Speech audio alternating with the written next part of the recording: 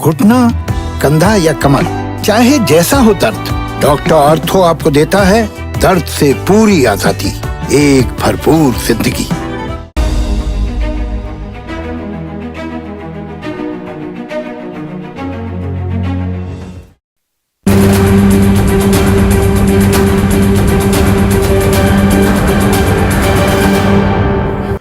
नमस्कार, मैं हूं संदीप चौधरी। आज सबसे बड़ा सवाल में मैं बात करने वाला हूं कोरोना की, इस संकट काल, संक्रमण काल, आपदा काल की, इस आपातकाल की, जिसमें आप, मैं, हम सब जी रहे हैं।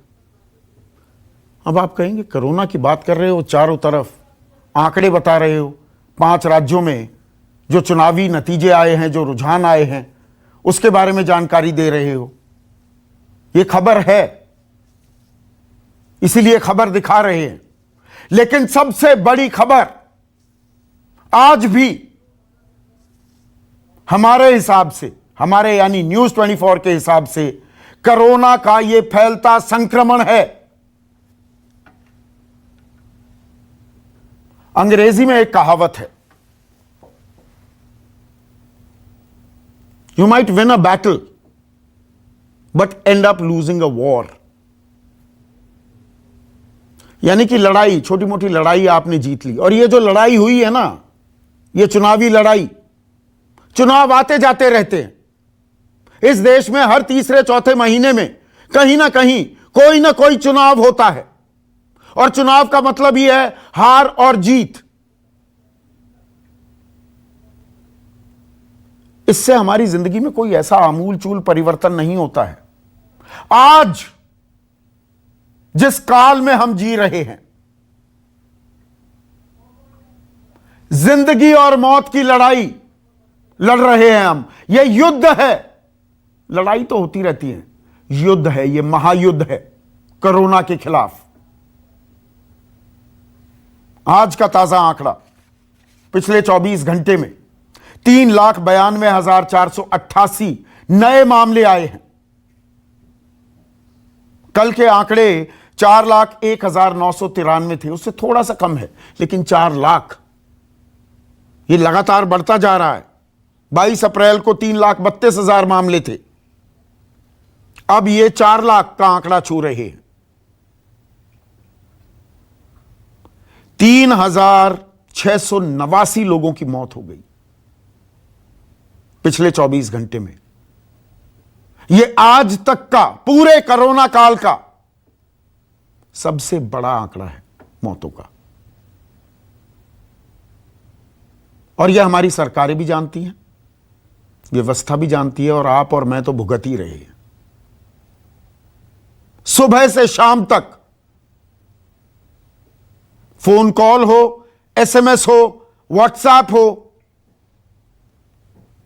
सिवाय परेशानी, गुहार, चित्कार के और कोई संदेशा नहीं आता।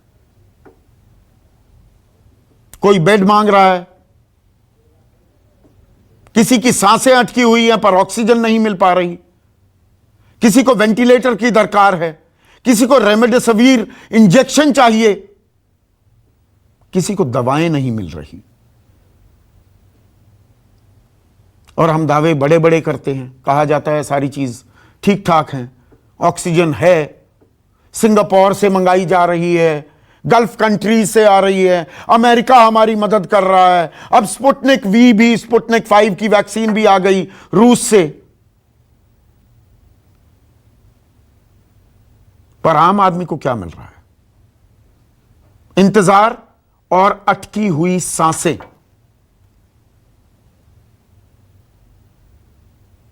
और ये जो मेला है ना जी, पाबंदियां लगा दी। जश्न, जीत का जो जश्न है वो नहीं होना चाहिए, बहुत अच्छी बात है। कुंभकर्णीय निद्रा से जागा चुनाव आयोग, उसे भी लोगों ने नामंजूर किया। आपको कलकत्ता की तस्वीरें दिखाता हूं, कोलकाता की। जब ये रुझान आ रहे थे तो वहां पर लोग मदमस्त हो रहे थे, जश्न मना रहे थे। ये मैं तस्वीरें दिखा रहा हूं आपको, कोई सोशल डिस्टेंसिंग नहीं, मानो युद्ध जीत लिया, मानो कोरोना भाग गया इस देश से। मैंने पहले भी कहा है, जो हमारी सरकारों का रुख और रवैया रहा है, जो हमारे कर्ता धर्ताओं का रुख और रवैया रहा है, ऐसा लगता है कि चुनाव से कोरोना डरता है, चुनावी नतीजों से भी कोरोना डरता है। यहां पर कहते सुने बहुत से लोग कि जी ममता बनर्जी के लिए ऐसी हजारों जाने कुर्बान। बेवकूफी है, लापरवाही है। और यह बंगाल स्ट्रेन आ चुका है, तब यह तस्वीरें हैं। और चुनाव आयोग ने बड़ी बड़ी रैलियों पर कोई पाबंदी नहीं लगाई। यह बंगाल स्ट्रेन इसी वजह से आया।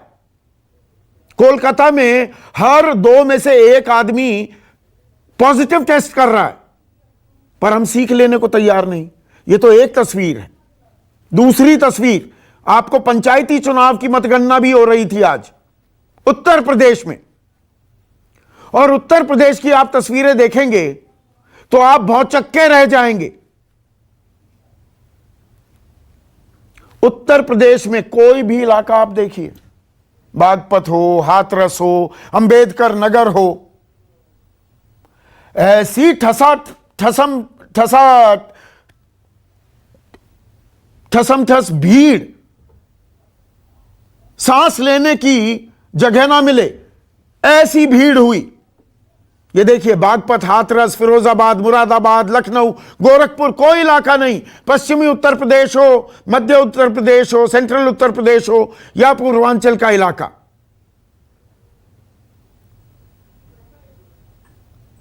अभी भी हम मानने को, सुधरने को तैयार नहीं। आम आदमी की भी जिम्मेदारी है, लेकिन उससे ज्यादा बड़ी जिम्मेदारी हमारी सरकारों की है। ये जो व्यवस्था शब्द है ना, इसका कोई मतलब नहीं है। सिस्टम, अरे सिस्टम में कोई प्रधानमंत्री होगा, कोई मुख्यमंत्री होगा, कोई मंत्री होगा, कोई स्वास्थ्य मंत्री होगा, कोई तो जिम्मेदारी लेगा।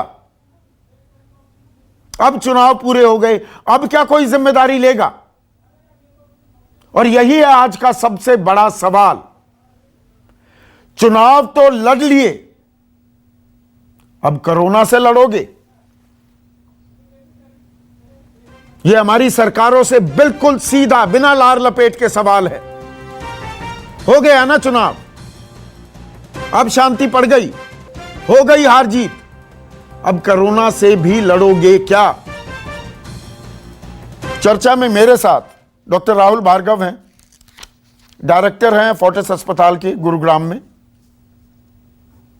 मेरे साथ डॉक्टर MC मिश्रा हैं, निदेशक रह चुके हैं all India institute of medical sciences, देश का सबसे बड़ा, सबसे प्रीमियर हॉस्पिटल। मेरे साथ जाने माने राजनीतिक विश्लेषक, सत्यहिंदी.com नाम का डिजिटल प्लेटफॉर्म चलाते हैं, आशुतोष हैं। राजीव जेटली, बीजेपी के राष्ट्रीय प्रवक्ता, मानव जायसवाल, तृणमूल पार्टी के प्रवक्ता, और मेरे सहयोगी सुकेश रंजन मेरे साथ स्टूडियो में है। डॉक्टर राहुल भार्गव, हो गए ना अब चुनाव, अब हम लड़ेंगे कोरोना से, अब कोरोना प्राथमिकता होगी?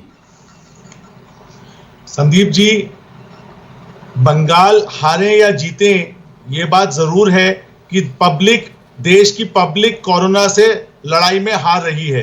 निरंतर रूप से 3000 लोगों की जानें, 3-3.5 लाख 4 लाख केसेस रोज का आना, अस्पतालों में बद से बदतर हालत होना, और अपने फोर्टिस अस्पताल में ये नोटिस लगाना कि आज से हम नए मरीज नहीं लेंगे कि ऑक्सीजन की सप्लाई कम है। जो विदेशी हैं, जिनके पास पैसा है, वो लंदन चले गए। जो बड़े लोग थे, माय लॉर्ड, उन्होंने 5 स्टार होटल बुक कर लिए। जो गरीब आदमी था, वो इमरजेंसी के गेट से वापस भगाया जा रहा है कि हमारे पास ऑक्सीजन की सख्त कमी है। जहां ऑक्सीजन थी, बत्रा जयपुर गोल्डन हॉस्पिटल में ऑक्सीजन की कमी होने की वजह से 8 लोगों की मृत्यु हो गई। ये कैसा देश है? और हम अपनी इमेज बनाने चले थे विदेश में वैक्सीन बांटने के लिए।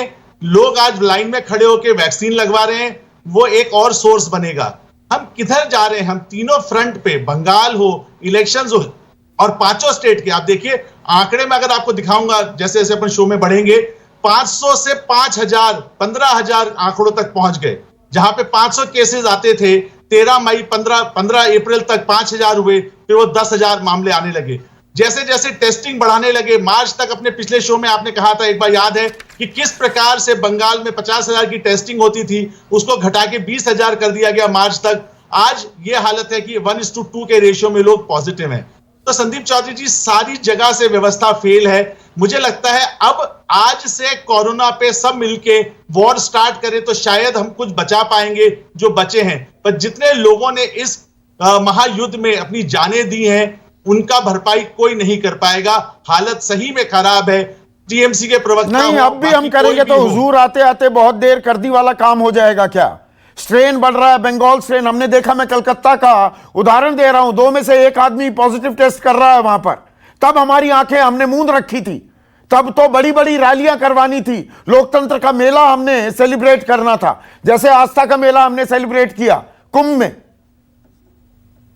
संदीप जी, 28 फरवरी की अगर हम बात सुने तो हमारे माननीय हेल्थ मिनिस्टर जी ने कहा था, हमने कोरोना पे विजय पा ली। देखिए, अमेरिका हो या इंडिया हो, लोग राजनेताओं को फॉलो करते हैं, भगवान मानते हैं। हमारे राजनेताओं ने जो जो कहा हमने वो किया। क्या किसी की गलती नहीं थी? चलिए मान लीजिए स्टेट गलती कर रहा था, तो क्या सेंटर की गलती नहीं थी? और सेंटर की गलती थी तो उसको कौन टेम करेगा? पब्लिक से भी इतना पूछ रही है कि गलती किसकी है, ये तो बता दीजिए। अकाउंटेबिलिटी तो फिक्स कर दीजिए। मैं चोरी करता हूं, नहीं, तो मैं मुझे गलती जेल पर जाता जा हूं ही मैं। नहीं रहा। एक second, doctor Rahul Bhargav, doctor MC Mishra, अभी गलती तो अगर वो ढूंढने लगे तो कई साल लग जाएंगे। अभी तो लड़ाई जीतनी प्राथमिकता है, और वो जीतने के लिए आम आदमी को क्या चाहिए? भाई, मुझे बिस्तर कहां मिलेगा? बिस्तर मिलेगा, ऑक्सीजन मिल जाएगी कि नहीं मिल जाएगी? वेंटिलेटर की जरूरत होगी तो मिल जाएगा कि नहीं मिल जाएगा? यह भी हम नहीं कर पा रहे हैं। यही करने की आवश्यकता है। अब चुनाव खत्म होने के बाद सभी सरकारों को, जो चाहे वेस्ट बंगाल में, चाहे तमिलनाडु में, केरला में और दूसरी जगहों पे, अब हमको देखना ये कि इमीडिएट हमको एक काम करना है कि अपना कैपेसिटी, ऑक्सीजन जिनको आवश्यकता है, और ज्यादातर लोग ऑक्सीजन 2-3 दिन मिलती है, ठीक हो जाते हैं, तो उसकी कैपेसिटी कैसे बढ़ा सकते हैं। और इसका एक उपाय है, अगर आप इसको वॉर फुटिंग पे करें तो कलकत्ता में बहुत बड़ा स्टेडियम है क्रिकेट का, वहां पे आप इंतजाम कर सकते हैं। और जो लोग, जिनको अस्पताल में नहीं एकोमोडेशन हो रही है, उनको वहां लाके ऑक्सीजन की व्यवस्था बहुत जल्दी की जा सकती है। उसमें मदद चाहिए तो आर्मी से मदद ले सकते हैं, और बिल्कुल वो व्यवस्था की जा सके। दूसरी वो तरफ व्यवस्था क्यों नहीं की जा रही? ये तो अखिल भारतीय स्तर पर करनी होगी ना। सारी स्टेट्स को करनी होगी अपनी अपनी राजधानियों नहीं, ये में। स्टेट्स क्यों? केंद्र सरकार की क्या भूमिका है? कोई भूमिका नहीं। केंद्र सरकार, जो भी ऑक्सीजन की भरपाई केंद्र सरकार के सहयोग से होनी चाहिए, और लेकिन जो लोकल व्यवस्था है वो तो राज्य सरकारों को ही करनी पड़ेगी। क्यों? और दूसरी बात, जैसे हमारे यहाँ दिल्ली में जवाहरलाल नेहरू स्टेडियम है, उसमें बेड्स लगाएं, 10,000 5,000 जितने बेड आते हैं वहां पे। और जितने लोग हॉस्पिटल्स के बाहर बोर्ड लगा हुआ है कि बेड नहीं है, उसकी वजह से ऑक्सीजन की रिक्वायरमेंट है। जब एक गुरुद्वारा अपने बाहर ऑक्सीजन प्रोवाइड कर सकता है, तो ये तो राज्य सरकारें कम से कम कर सकती हैं। नहीं, आप राज्य सरकारों पर अटके हुए हैं। क्या ये देश रेल का कोई ट्रेन है कि अलग अलग कंपार्टमेंट हैं? जी, 28 डब्बों की ट्रेन है, 28 यहां पर राज्य हैं। ये पूरा देश है ना, उसके लिए एक समग्र, एक होलिस्टिक प्लान नहीं हो सकती? उसमें क्या दिक्कत है? क्यों नहीं हो सकते? लेकिन वो करवाया तो राज्य सरकारों के द्वारा ही जाएगा। तो या तो राज्य सरकार अपना दायित्व ले ले, नहीं ले सकते तो केंद्र से कहे भाई आप हमारी मदद करिए, और हमें इस नहीं, एक चीज होती है समन्वय, डॉक्टर एमसी मिश्रा, एक समन्वय, एक कोऑर्डिनेशन। ये संघीय ढांचे की जो दुहाई देते हैं हम, इसमें कोऑर्डिनेशन नाम की चीज होती है। यहां एक की टोपी दूसरे के सर डालने का ही खेल हो रहा है। जी, उस राज्य ने मेरे तो टैंकर चुरा लिए, जी फलाने राज्य ने वो हमारे ऑक्सीजन के टैंकर रोक लिए, जी हमें तो पूर्वी तट से मंगाने हैं और 1000 किलोमीटर का फासला है, वो तो 8 दिन लग जाएंगे। हमारे पास क्रायोजेनिक जो कंटेनर्स हैं वो तो 1157 ही हैं पूरे देश के लिए, 130 करोड़ के देश के लिए। यही सुनते रहे हम। 130 नहीं, ये तो न करने का बहाना है। करना चाहे तो सब कुछ हो सकता है और बहुत जल्दी हो सकता है। ये डिटर्मिनेशन की जरूरत है, इच्छा शक्ति की आवश्यकता है, चाहे वो केंद्र सरकार हो चाहे राज्य सरकारें हो। ये ब्लेम गेम बंद करके इनको एक कंसर्टेड, जो आप कह रहे हैं बिल्कुल ठीक कह रहे हैं, एक कंसर्टेड एफर्ट चाहिए। तो वो अब तो चुनाव हो गए ना सुकेश। देखिए, चुनाव में प्रधानमंत्री मोदी ने 21 रैलियां की, 50 से 60 हो सकता है 70 के करीब रैलियां गृह मंत्री अमित शाह ने की। 70 की हैं। ममता बनर्जी ने 27 से ज्यादा रैलियां, बड़ी रैलियां, सभाओं की तो बात ही नहीं कर रहा हूं। आज वो कह रही हैं कि मैं वैक्सीनेशन के लिए धरने पर बैठूंगी, फ्री वैक्सीनेशन के लिए। वो तो कल से शुरू हो गया, उसके बारे में तो आपने पहले चर्चा नहीं की। आप सब पहले चुनाव में लगे रहिए। ये इतनी रैलियां जो की, इतनी बैठकें हुई कभी दिल्ली में बैठकर प्रधानमंत्री और सभी मुख्यमंत्रियों के बीच में पिछले 2 महीनों में? नहीं, 2 महीने में इतनी बैठकें नहीं हुई हैं। मैं क्वालिफाइड डॉक्टर नहीं हूं। हाँ। लेकिन डॉक्टर दो बैठे हैं, समझा देंगे मुझे ये कोरोना में क्या होता है। जो अभी तक हमने देखा है कि आपकी तबीयत खराब होती है, आपकी सांसें फूलने लगती हैं, सांसों में दिक्कत होने लगती है, सांस लेने में तकलीफ होती है, तो ऑक्सीजन की जरूरत पड़ती है। 1 साल में हमने जब फर्स्ट वेव आया था, उसके बाद 1 साल में हमने क्या किया? हमने चुनाव तो बहुत लड़ लिए, 5 चुनाव ऑक्सीजन के एक्सपोर्ट को, निर्यात को डबल कर दिया, रेमडेसिविर के मैन्युफैक्चर पर रोक लगा दी, बाकी देशों को वैक्सीनेशन बांट रहे थे और अपने घर में दिए तले अंधेरा हो रहा था। मैं तो ये कह रहा हूं कि इस मुल्क में जब ऑक्सीजन के बिना डेथ होने लगे तो उसको डेथ नहीं कहते हैं, उसको मर्डर कहते हैं जी, इसको हत्या कहते हैं। हर दिन मैं एक रात के 1:45 बजे एक ब्यूरोक्रेट फ्रेंड, में नाम नहीं लेना चाहता हूं, उनको मैंने रिक्वेस्ट की थी कि फलाने अस्पताल में ऑक्सीजन खत्म हो रहा है, उसमें मेरे भी जानने वाले हैं, वहां ऑक्सीजन का इंतजाम हो सकता है। 1:30 बजे रात में उसका मेरे पास मैसेज आया है, gas arrived about half an hour ago, filling will start in a while.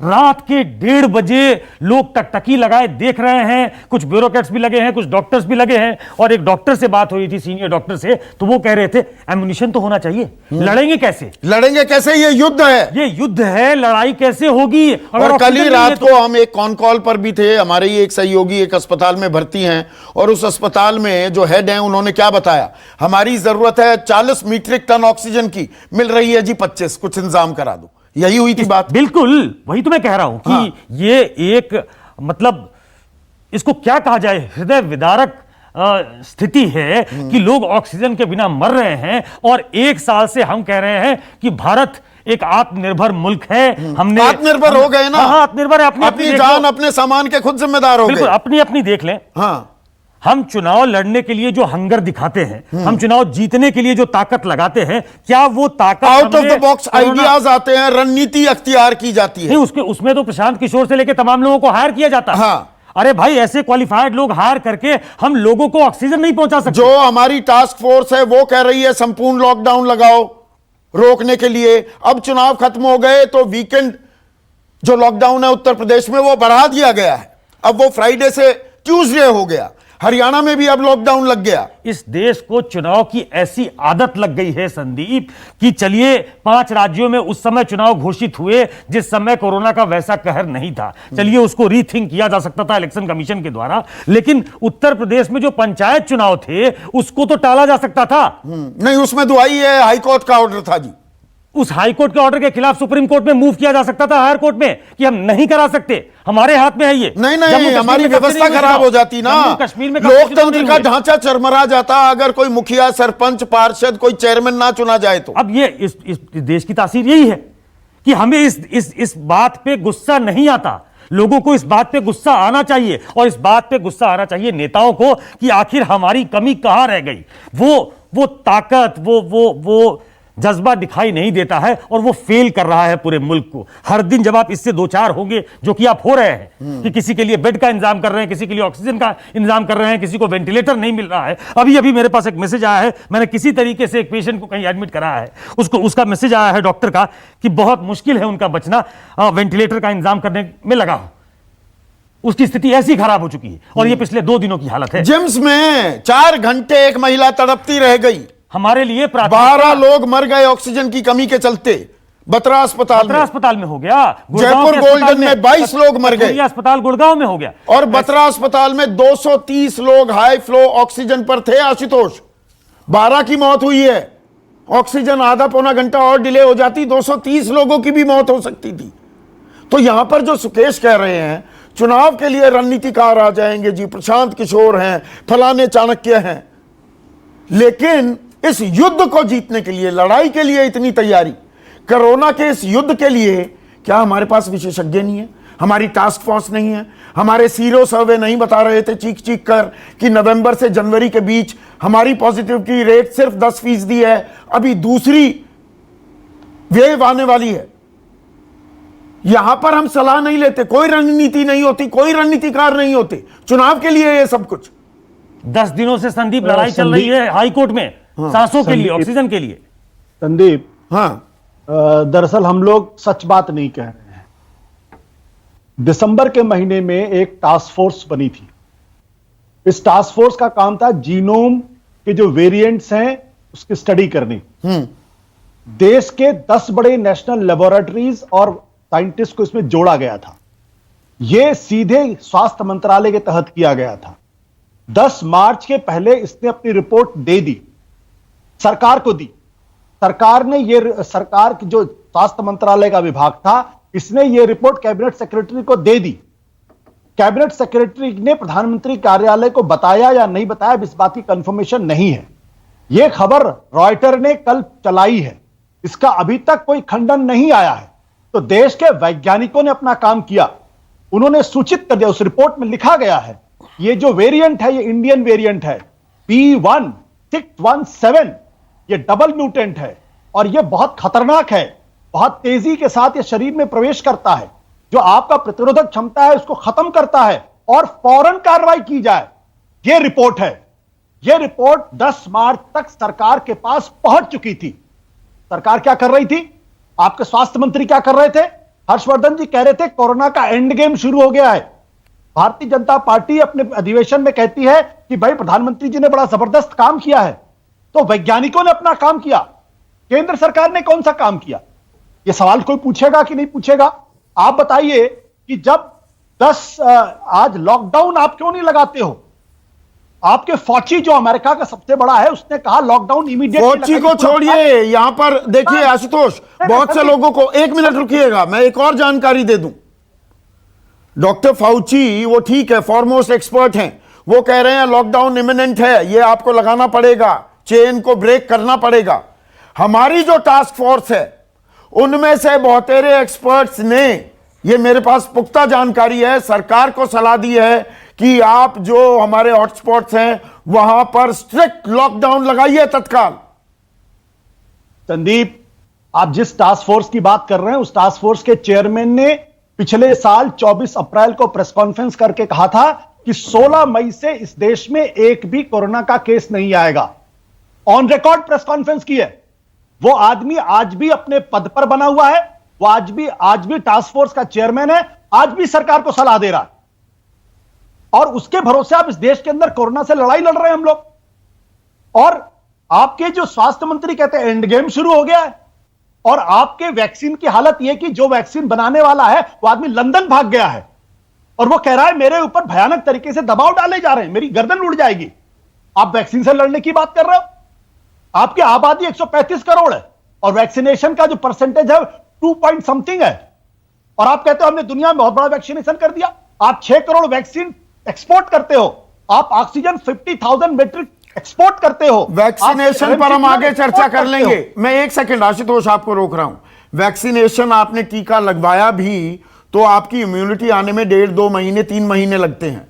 अभी तो सवाल यह है कि अगर किसी को ऑक्सीजन की जरूरत है, किसी को बेड की जरूरत है, और राजीव जेटली आप वकील भी हैं, और मैं सुप्रीम कोर्ट के जजमेंट का हवाला देते हुए पहले कोट कर रहा हूं article 21। Article 21 is right to life and personal liberty. मुझे जिंदगी जीने का हक है बेतकल्लुफी से।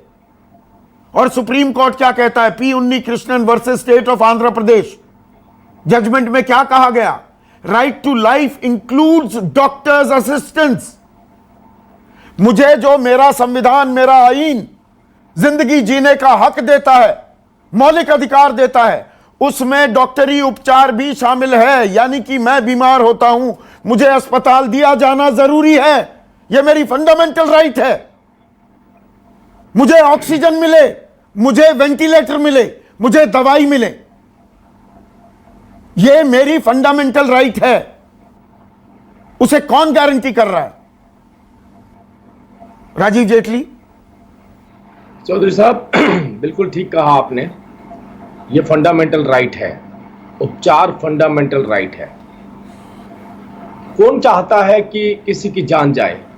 कौन चाहता है कि बेहतर सुविधाएं किसी भी पेशेंट को उपलब्ध ना करवाई जाए? कोई नहीं चाहता ऐसा। ना हम चाहते हैं, ना कोई राज्य सरकार चाहती है। हर कोई चाहता है मैं अपने बेहतर से बेहतर करके दिखाऊं।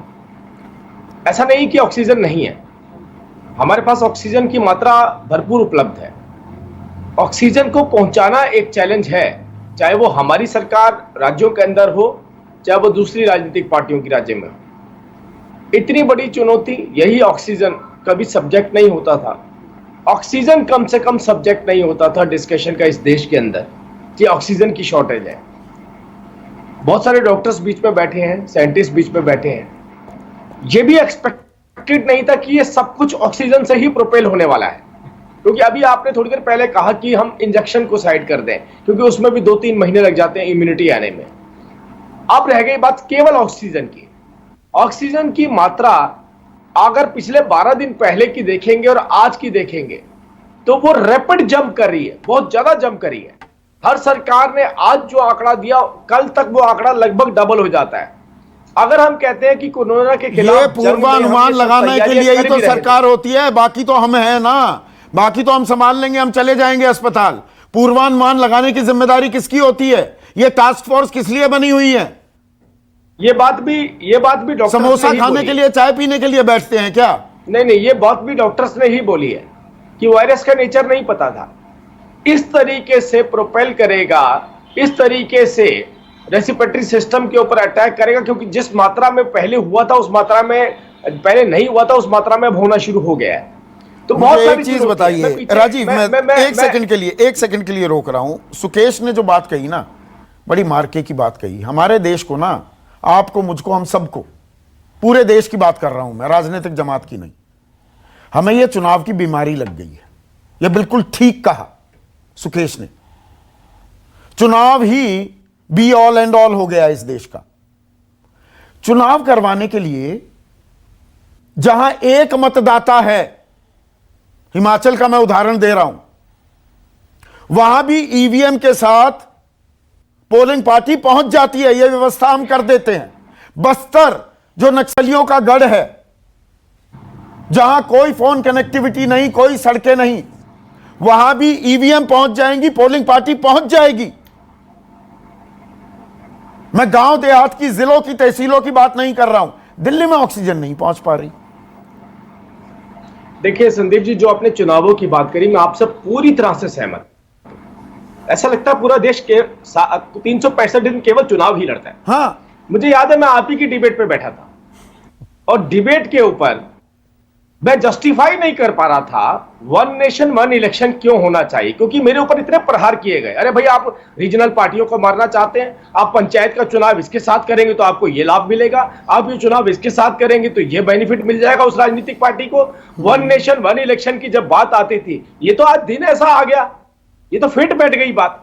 नहीं तो वो अलग सब्जेक्ट था, अलग डिबेट थी। अच्छी स्पिन दी है आपने। 1 नेशन 1 इलेक्शन होना चाहिए। 1 नेशन 1 हेल्थ पॉलिसी क्यों ना हो?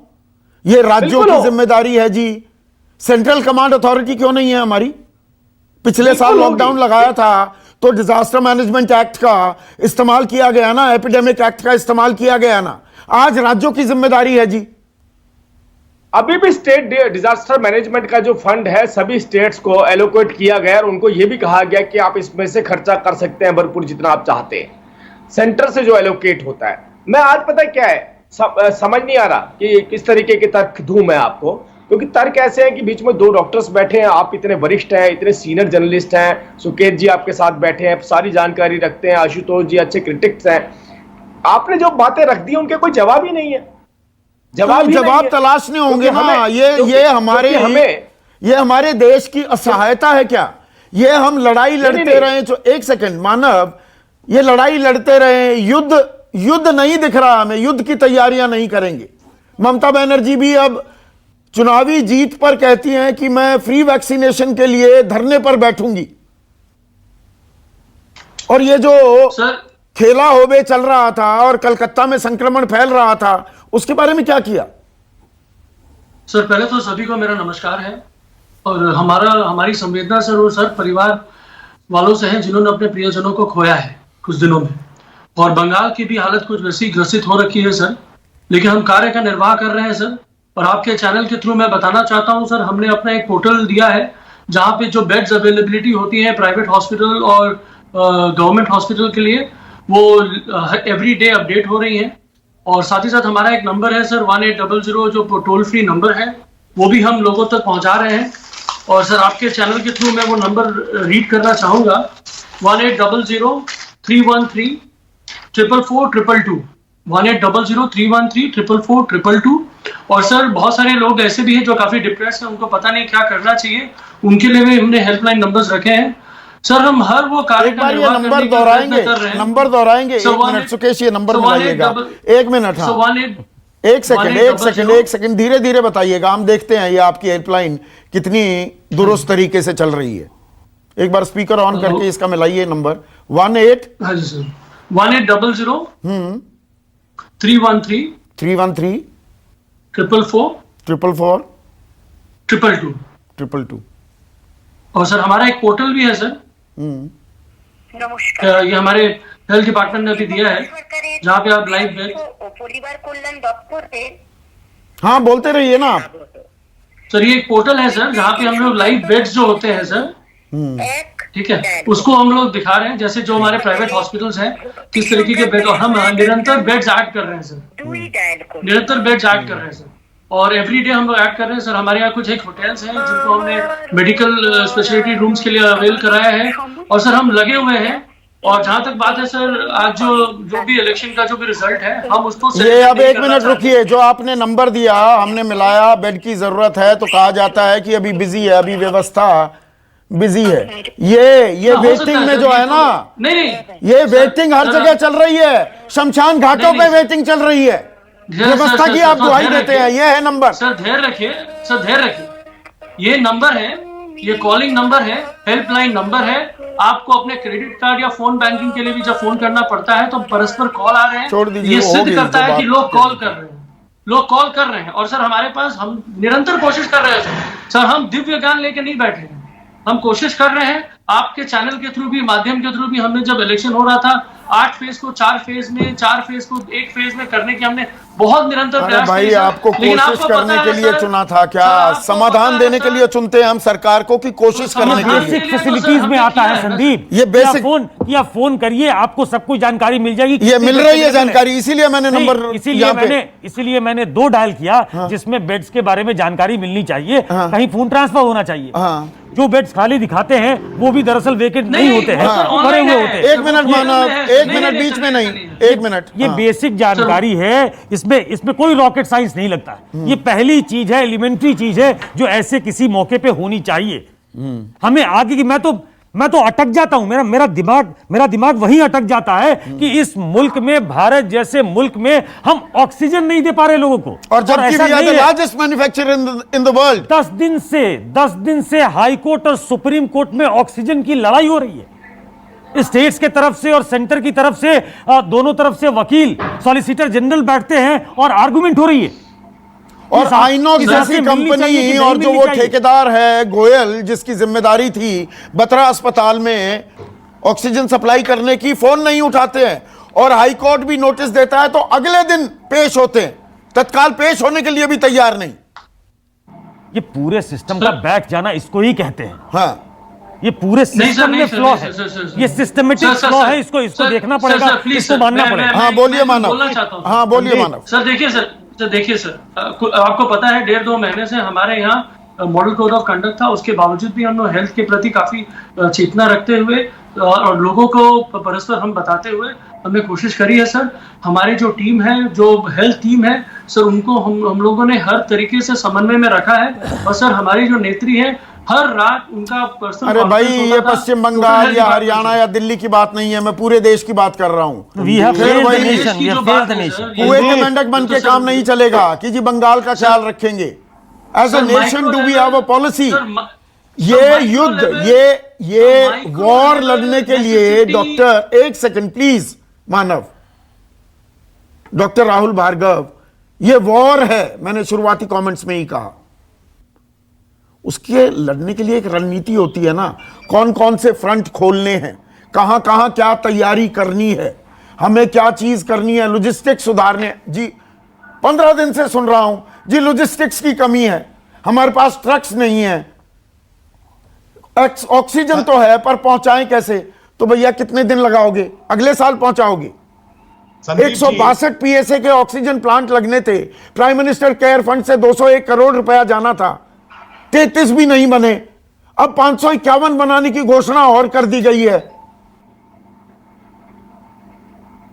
मानव जी, सबसे इंपॉर्टेंट बात जब ये हम वॉर की बात करते हैं तो सबसे पहली ये चीज समझिए, क्या हम 20 अप्रैल को जैसे थे, क्या 2 मई को हम ज्यादा समझदार हो गए या ज्यादा रिसोर्सेज हो गए? उसका आंसर है नो। सबसे पहला सरकार को करना क्या चाहिए? सेंटर के लिए कमांड रखनी चाहिए।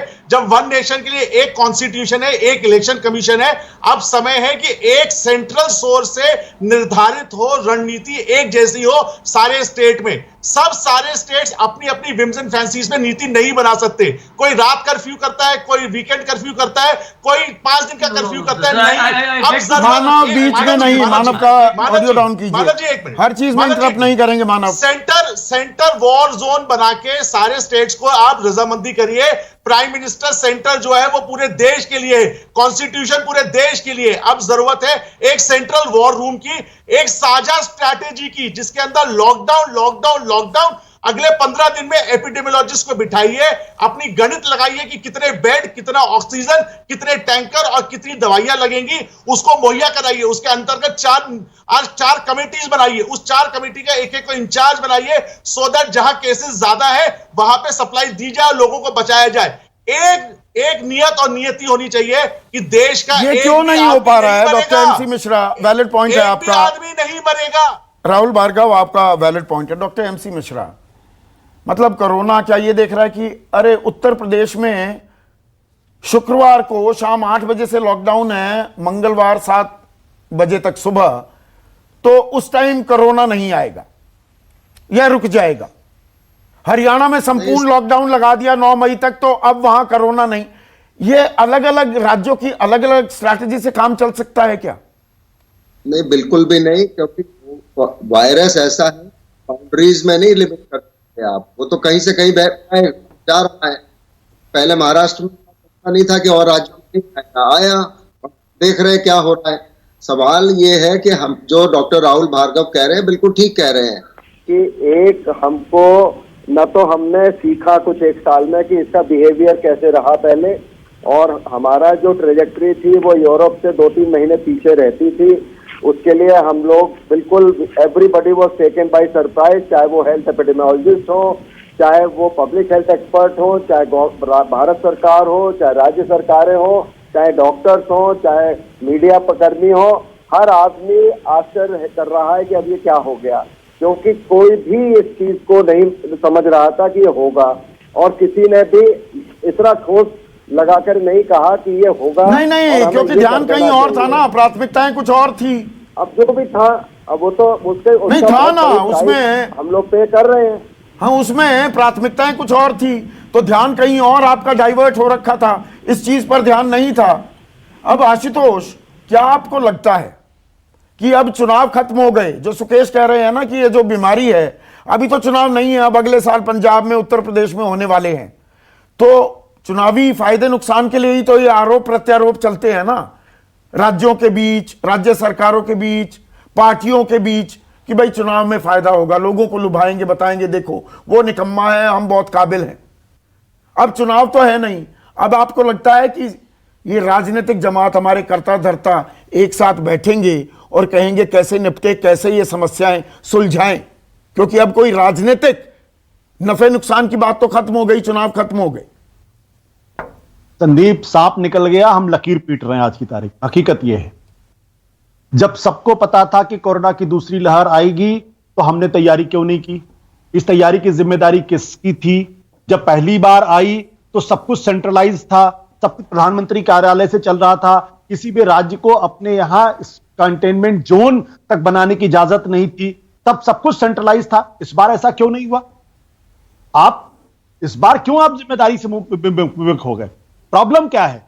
प्रॉब्लम यह कि हमने समय 6 महीने पहले अगर प्लान कर लिया होता ये दिक्कत नहीं पैदा होती। आपने कहा 162 ऑक्सीजन प्लांट्स बनाने की जिम्मेदारी थी, 8 महीने तक टेंडर नहीं हुआ। हाँ, 8 महीने तक टेंडर नहीं हुआ और ये सारी की सारी समस्या सिर्फ ऑक्सीजन की समस्या है। इस देश के अंदर 50,000 मीट्रिक टन का स्टॉक है, 7,500 पर डे की प्रोडक्शन कैपेसिटी है और हमारी जो रिक्वायरमेंट आज की तारीख में जो पीक पर है वो 8,000 के आसपास अब पहुंची है जाके। अगर हमने 162 ऑक्सीजन के प्लांट्स बना लिए होते तो ये दिक्कत नहीं पैदा होती। दूसरी बात, जो प्रॉब्लम ऑक्सीजन की भी कि सरप्लस प्रॉब्लम हमारे पास क्रायोजेनिक टैंकर ही नहीं है। तो अगर आपके पास ऑक्सीजन है तो रेलवे स्टेशन पे पड़ा हुआ है, उसको आप हॉस्पिटल तक कैसे लेके जाओगे? इतनी छोटी सी चीज थी जिसको प्लान करना था, आपने प्लान नहीं किया। प्रधानमंत्री कार्यालय को सिर्फ एक निर्देश देना था। मेरा आशुतोष, मेरा ये कहना है जो बीत गई सो बात गई, अभी वो तो इतिहास में दर्ज होगा और आगे पोस्टमार्टम भी होगा। तत्काल क्या आपको लगता है कि राजनीतिक जमात, हमारे कर्ता धर्ता, वो केंद्र सरकार हो, राज्य सरकारें हो, अब वो मेज पर बैठेंगे, थोड़ा गूढ़ चिंतन मनन करेंगे जो राजनीतिक चुनावी रणनीति बनाने में करते हैं, कोरोना को हराने में भी वो रणनीति बनेगी कि नहीं बनेगी? संदीप, जिन लोगों के परिवार के ने अपने लोगों को खोया उनसे आप ये सवाल पूछिए कब आप बैठ के रणनीति बना रहे हैं। हम लोग भी तो बहुत इंसेंसिटिव हो गए ना। दरअसल हकीकत क्या है आज की तारीख में? कुछ नहीं करना है, सारी कमान सेंट्रल गवर्नमेंट को अपने हाथ में लेनी है। सिंपल सी बात है, सबको उसको फॉलो करना है। आज कंफ्यूजन है। ऑक्सीजन वैक्सीन के 5 रेट्स हैं, ऑक्सीजन कहीं मिल रहा कहीं नहीं मिल रहा, कोई कह रहा कोटा नहीं मिला। ये शर्म की बात है कि जिस जो काम सरकारों को करना चाहिए वो हाईकोर्ट्स कर रही है और हाईकोर्ट कह रहा है बेग बारो स्टील, लेके आओ कहीं से, तुम्हारे खिलाफ कंटेम्प्ट कर देंगे। सरकारों को शर्म आके इस्तीफे दे देने चाहिए। सरकारें अपनी कुर्सियों पर बैठे हुए हैं। बेसिक बात क्या, मैं फिर 10 सेकंड अपनी बात कहूंगा। जब 1971 में इंदिरा गांधी ने शैब मानेक साहब को बुलाया, बोला युद्ध करना है, बोला अभी करेंगे तो हार जाएंगे, 6 महीने तैयारी करने दीजिए। 6 महीने तैयारी की, भारत जीत गया। 6 महीने पहले अगर हमने ये तैयारी कर ली होती, हमने ऑक्सीजन प्लांट्स बना दिए होते, हमने क्रायोजेनिक इंजन्स, हम क्रायोजेनिक टैंकर्स बना खड़े कर दिए होते, नंदूरबार के एक डीएम ने जो काम किया है वो देश के प्रधानमंत्री क्यों नहीं करवा सकते थे? नहीं, मैं अभी पास्ट में नहीं जा रहा हूं, मैं प्रेजेंट में ही करना चाहूंगा। Who will catch the bull bye it's horn? यह जिम्मेदारी किसकी है? राजीव जेटली। आशुतोष कह रहे हैं केंद्र सरकार को पूरी कमान अपने हाथ में ले लेनी चाहिए, जैसे पिछले साल ली थी। ये जिम्मेदारी हमारी है। आशुतोष जी जो बात कह रहे हैं वो अपने लेवल पर बिल्कुल ठीक कह रहे हैं। आशुतोष जी के लिए ये रास्ता आसान है क्योंकि इससे हम केवल बोल सकते हैं। करना क्या है, वो सारे जो कार्य हैं वो ब्यूरोक्रेसी भी कर रही है, वो डॉक्टर्स भी कर रहे हैं, वो हमारी लीडरशिप भी कर रही है। लेकिन लीडरशिप बार बार आशुतोष जितनी खूबसूरती से उस बात को रख नहीं सकती है, ना मैं रख सकता हूँ। हम कह रहे हैं कि जो भी चुनौतियां हैं, अभी थोड़ी देर पहले बात आई, क्योंकि हम इस बात को तो हमें एक्सेप्ट करना पड़ेगा। राज्य सरकारें अगर वो सिलेंडर मुहैया नहीं करवाएंगी, शेल्फ मुहैया नहीं करवाएंगी तो गैस सिलेंडर किस में जाएंगे? आपने कल डिबेट करी थी, उसमें बताया गया कि बुराड़ी में कंटेनर खड़ा है और बुराड़ी से कंटेनर आएगा। अरे भाई, अगर आपको ऑक्सीजन दे दी गई है और वो अस्पताल तक नहीं पहुंचाई जा रही है तो वह किसी न किसी का तो फेलियर है।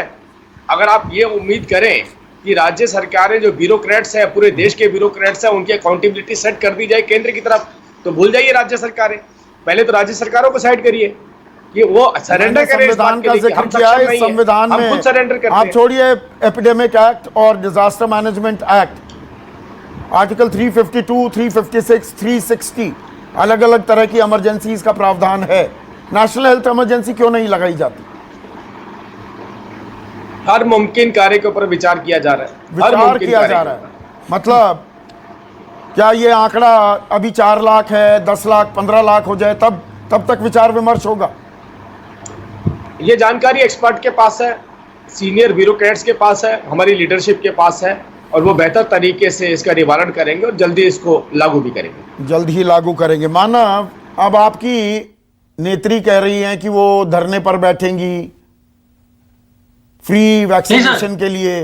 धरना धुरना छोड़िए, बैठकें होती हैं केंद्र और राज्य सरकारों के मुख्यमंत्रियों के बीच, प्रधानमंत्री और मुख्यमंत्री बैठेंगे तो शामिल होंगी उसमें, केंद्र और राज्यों में समन्वय बनाने में भागीदार होंगी कि नहीं होंगी ममता बनर्जी? सर देखिए ये जो बात आपने बोली ना, समन्वय दो पक्ष से होता है। दरबार नहीं चाहिए, फरमान नहीं चाहिए। आप ना दरबार बिछाइए ना फरमान दीजिए। आप जिस तरीके से लॉकडाउन करते हैं, फरमान। आप प्राइम मिनिस्टर केयर फंड बनाते हैं, कोई पूछ नहीं सकता। आप 20 लाख करोड़ का पैकेज लेते हैं, कोई पूछ नहीं सकता। लेकिन सर आज वर्तमान स्थिति में आधार पूना वाला अगर हिंदुस्तान छोड़ के विदेश भाग गए हैं तो क्या 56 इंच का सीना क्वेश्चनेबल नहीं है? क्या इतना डर हो गया कि 56 इंच के सीने ने हिंदुस्तान में जो सेरम इंस्टीट्यूट के जो हेड है वो विदेश भाग जाते हैं, उनको विदेश सुरक्षित लगता है कि हमारा हिंदुस्तान इतना कमजोर हो गया है? क्या इसके लिए प्रश्न नहीं हो सकता है? हम उनको सिक्योरिटी दे देते हैं, बोलते हम अपने घर में रख लेते, कोई नहीं आता। मिसाइल आती तो हम ले लेते हैं। यह प्रश्न है सर, क्या कारण है कि वो चले गए यहां से? किससे डर है? कौन भूताहा है? कौन टेररिस्ट है? अरे चुनाव हो गया पूरा मानव, चुनाव हो गया पूरा, अभी भी राजनीतिक आरोप प्रत्यारोप से आगे नहीं निकल रहे हैं हम।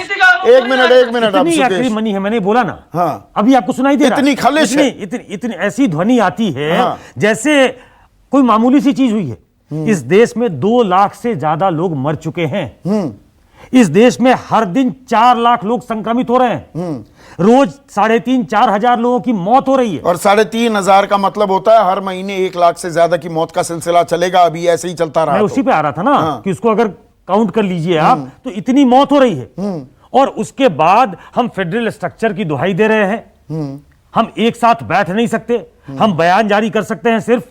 आपने ठीक कहा, नोटबंदी लागू हो सकती है, जीएसटी 12 बजे लागू हो सकता है, कानून नेशनल इमरजेंसी लागू क्यों नहीं हो सकती? हेल्थ इमरजेंसी क्या दिक्कत है उसमें? इससे ज्यादा मुफीद केस और क्या हो सकता है? इस देश में 4 लाख लोग संक्रमित हो रहे हैं, रोज 3,000 से ज्यादा लोग मर रहे हैं। कालाबाजारी हो रही है। किसको टांगा गया है? रेमडेसिविर का इंजेक्शन 1.5 लाख 2 लाख रुपए में बिक रहे हैं। फेबी फ्लू पत्ते उसके मिल नहीं रहे। और this is a fit case to put oxygen की ब्लैक मार्केटिंग हो रही है। सीधे सीधे नेशनल हेल्थ इमरजेंसी लगानी चाहिए। जो पीछे बात हुई है उसको अनडू तो नहीं कर सकते हम। हमने बहुत लूज कर दिया। हमने 1 साल में कुछ नहीं सीखा। और ये हमेशा के लिए लोग याद रखेंगे जिनके यहां यह हादसा हुआ है, जिनके यहां नहीं भी हुआ है। हम जैसे लोग भी इसको याद रखेंगे कि हम उस समय इसको कवर कर रहे थे और हम ये सब अपनी आंखों के सामने देख रहे थे। कम से कम आज के बाद कल से एक नया सवेरा हो। नहीं एक और इसके तो कर सके। हाँ आशुतोष, हम उसकी तरफ भी नहीं बढ़ रहे। एक और खास बात हो गई है और इसमें मीडिया जिसका हिस्सा मैं भी हूं, सुकेश हैं, आप हैं, आजकल सिस्टम पर सवाल उठाए जा रहे हैं। अरे भाई ये सिस्टम कौन से नाम की चिड़िया है? सिस्टम का कोई प्रधानमंत्री होगा, कोई मुख्यमंत्री होगा, कोई स्वास्थ्य मंत्री होगा ना। सिस्टम का क्या मतलब होता है? हम सबको करना चाहिए। हम सबको का क्या मतलब होता है भाई? संदीप जी, आपको याद होगा 2014 के पहले हमारा आप रोज बैठ के कहते थे देश के प्रधानमंत्री मनमोहन सिंह को इस्तीफा दे देना चाहिए। आज कोई पूछ सकता है क्या? तो सिस्टम का इजाद कर लिया गया। डरे हुए लोगों से आप क्या उम्मीद करते? वो सिस्टम को जिम्मेदार ठहराएंगे। सिस्टम क्या पिछले 70 साल में बना हुआ है, तो जिम्मेदारी खत्म हो गई आपकी। तो मैं ये फिर बात कहता हूं कि ये जो रॉयटर की जो स्टोरी थी, जो सरकार को कटघरे में खड़ी करने वाली, कहीं नहीं चली, क्योंकि वो सरकार को कटघरे में खड़ा कर देती है, पॉइंट ब्लैंक लेवल पे करती है। अभी भी हमारी कोई सेंट्रलाइज्ड प्लानिंग नहीं है, अभी भी हमारे पास कोई विजन नहीं है, अभी भी हम कुछ करने की स्थिति में नहीं है। रोज लोग मर रहे हैं और हम चुपचाप बैठे हुए हैं। मतलब इससे ज्यादा भयानक स्थिति क्या हो सकती है? हमने मनमोहन सिंह से कहा कि पॉलिसी पैरालिसिस हो गई है। यहां पैरालिसिस तो छोड़ दिया, तो पॉलिसी ही नहीं, तो पैरालिसिस कहां से होगी? हम ये बात कहने से क्यों डर रहे हैं? हम ये बात कहने से कौन रोक रहा? तो हम भी तो उसी षड्यंत्र का हिस्सा है जिस षड्यंत्र में बाकी लोग हैं। जहां आप ईमानदारी के साथ बात नहीं कह सकते हैं कोई ये सवाल क्यों नहीं उठाता है कि देश के वैज्ञानिकों ने मार्च के महीने में रिपोर्ट दी, सारी खतरों से आगाह किया, लेकिन सरकार ने काम क्यों नहीं किया? अगर उस कैबिनेट सेक्रेटरी ने देश के प्रधानमंत्री को इन्फॉर्म नहीं किया तो उस कैबिनेट सेक्रेटरी को सैक कर देना चाहिए। और अगर देश की सरकार ने कैबिनेट सेक्रेटरी की रिपोर्ट मिलने के बाद अगर काम नहीं किया तो उनको भी इस्तीफा दे देना चाहिए। कोई करेगा ये सवाल? पॉलिसी नहीं है, पॉलिसी पैरालिसिस की बात छोड़िए। राजीव जेटली, आशुतोष ये कह रहे हैं पॉलिसी हो तो हम पॉलिसी पैरालिसिस पे चर्चा कर सकते हैं। यहां पॉलिसी दिखती है कोरोना से लड़ने के लिए। देखिए, इस टाइम पे आशुतोष जी जो बात कह रहे हैं वो बात कहना बहुत आसान है, क्योंकि पीछे क्या हुआ, कैसे हुआ, किसको सैक करना चाहिए, किसको टर्मिनेट करना चाहिए, ये सारी बातों के ऊपर उन्होंने चर्चा कर दी है। लेकिन देश के वैज्ञानिक, देश के साइंटिस्ट, अभी थोड़ी देर पहले ही आपके चैनल के ऊपर मिश्रा जी ने एक बात रखी कि नेचर ऑफ वायरस की उम्मीद नहीं थी। 4 लाख बेड हमने बनाए थे। अभी राहुल आ रहा हूं मैं, आप रिस्पॉन्ड कीजिएगा, अभी आ रहा हूं। हाँ, 4 लाख बेड हमने, 4.5 लाख बेड हमने बनाए, 4,68,000 बेड हमने बनाए कोविड के दौरान। वैक्सीनेशन हम कर रहे थे, जब कोविड के ऊपर चर्चा नहीं हो रही थी तब भी कर रहे थे। जब चर्चा उस टाइम पे राजनीतिक पार्टियां कर रही थी, राजनीति के ऊपर रही थी, तब भी हमारी वैक्सीनेशन चल रही थी। ऑक्सीजन एक सडन जरूरत आई है, मैं मानता हूं कि उसकी चुनौती है, इससे कोई पीछे नहीं रहा जा सकता। चुनौती है, लॉजिस्टिक की चुनौती है, ऑक्सीजन की चुनौती नहीं है जो बार बार ये बात कही जा रही है कि हमारे पास हम दुनिया के सबसे लार्जेस्ट ऑक्सीजन मैन्युफैक्चरर है, बावजूद उसके हमारे पास ऑक्सीजन नहीं है। ऑक्सीजन की कमी नहीं है, ऑक्सीजन लगभग 6700 एमटी ऑक्सीजन की रिक्वायरमेंट सारे प्रदेशों की मिला के आई थी। 8900 आम आदमी को इससे कुछ लेना देना है राजीव जेटली कि हमारे पास अवेलेबल है नहीं है, लॉजिस्टिक्स। वो कहता है भैया मैं अस्पताल में जाऊं, मेरी सांसें ना उखड़ जाएं, ऑक्सीजन की सप्लाई ना खत्म हो जाए। आम आदमी तो ये चीज चाहता है ना। यही इकबाल होता है सरकार का, सरकारें इकबाल पर चलती है ना। नहीं, मैं आपकी बात से सहमत हूँ। ऑक्सीजन की सप्लाई प्रदेशों के अंदर पहुंचाना, प्रदेशों का समन्वय, हमारे साथ रहना, और ये लड़ाई अभी देखिए ये ब्लेम गेम नहीं है। एक second, minimum government maximum governance कहा गया था। मिनिमम गवर्नमेंट मैक्सिमम गवर्नेंस, उसके बाद हम तमाम इसकी दुहाई देने लगते हैं। और यहां पर ये ब्लेम गेम नहीं है। अरे भैया जागो, कोरोना पर कुछ तो करो ना। ये हम केंद्र सरकार, राज्य सरकारों से कह रहे हैं, और प्राथमिक जिम्मेदारी केंद्र सरकार की होनी चाहिए। नेशनल हेल्थ इमरजेंसी क्यों नहीं डिक्लेयर होती? आप कुछ रिबट करना चाह रहे थे डॉक्टर राहुल। संदीप जी, मैं राजीव जी को बता दूं, ये बार बार बोलते हैं कि हमें वायरस की प्रवृत्ति नहीं पता थी, जबकि अमेरिका, इटली में जो कार्नेज हुआ, जहां पे 5-5 हजार लोग रोज मरे, 5.5 लाख लोग अमेरिका में मरे, हमें वायरस के बारे में सब कुछ पता था। हमें पता था कि वो म्यूटेशन करता है, हमें पता था कि वैक्सीनेशन से ही उसको हराया जा सकता है। तो ये जो बार बार जनता को बोलते हैं कि हमें नहीं पता था, वो गलत है। इटली में जैसी हालत हुई, सबको पता है कि इटली को लॉकडाउन करना पड़ा। क्या हमने विदेशों से कुछ नहीं सीखा? उनकी गलतियों से कुछ नहीं सीखा? उस वायरस से कुछ नहीं सीखा? और हमने वही गलती दोबारा राहुल को बोलने दीजिए। We have revisited the past। ये बार बार बोलते हैं, अभी भी मानने के लिए तैयार नहीं है कि ऑक्सीजन की कमी है। 20 तारीख से लेकर 2 मई तक ये फॉरवर्ड प्लान ही नहीं कर पाए कि हमें कितने मेट्रिक टन की ऑक्सीजन की जरूरत पड़ेगी। आखिरी माइल को ऑक्सीजन नहीं मिल रही, इसका मतलब कमी है। आप सेंटर और स्टेट मिलकर लोगों की जान बचाइए। वो 4000 लोग 3 मल्टीप्लाई करिए, 12,000 फैमिलीज रोज अफेक्ट हो रही है। आप समझिए राजीव जी, जो बार बार आप बोलते हैं कि ऑक्सीजन की कमी नहीं है, आप उनके जख्मों पे नमक छिड़कते हैं। नहीं, आम आदमी, देखिए सरकारें इकबाल से चलती हैं, सवाल इकबाल का है। हम सरकारों को चुनते हैं, भरोसा होता है कि हमें व्यवस्था देंगे। मैं अस्पताल जाऊं तो अस्पताल में भर्ती हो जाऊंगा, ऑक्सीजन मिल जाएगी, वेंटिलेटर मिल जाएगा, वरना बाकी काम तो हम खुद ही करते हैं ना। तो ये इकबाल बरकरार रखना होगा सरकारों को। अब चुनाव हो गए खत्म,